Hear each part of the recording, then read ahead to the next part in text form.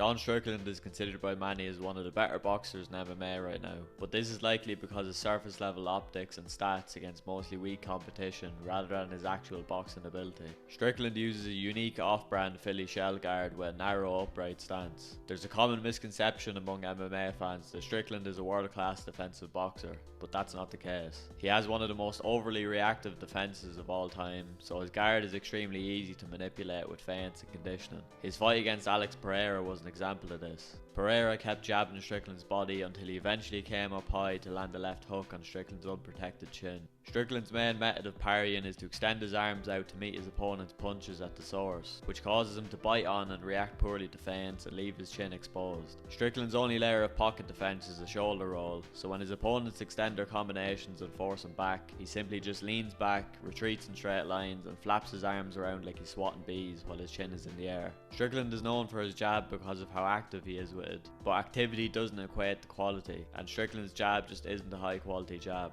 He throws his jabs with flared shoulders, an upright posture, little to no drive from his rear leg, and his head on the centre line. All of these flaws make it easy to counter his jab. One of Strickland's favourite combos is a jab followed by a lazy right hook. He almost always throws his combo recklessly and leaves his chin unprotected in the process. He also often overextends on the right hook and almost wraps it around his own body, leaving the entire right side of his head and body unprotected while his posture and stance is broken. On the rare occasion Strickland gets to tee off on his opponent, he stands squared up with both feet facing forward and swings wide looping hooks from his hips while his head stays on the centre line, meaning he can't generate much power in his punches and is leaving himself extremely vulnerable to counters. He also has a habit of headhunting instead of mixing in body shots to lower his opponent's guard. Not only is Strickland not a good boxer on the lead, but he's not a good counter puncher either. He often tries to counter straight punches with looping hooks, which results in him getting beat to the punch and often having his hooks deflected off his opponent's arms and shoulders. All in all, I think it's safe to say that the narrative of Strickland being a good boxer in MMA is nothing but a fallacy,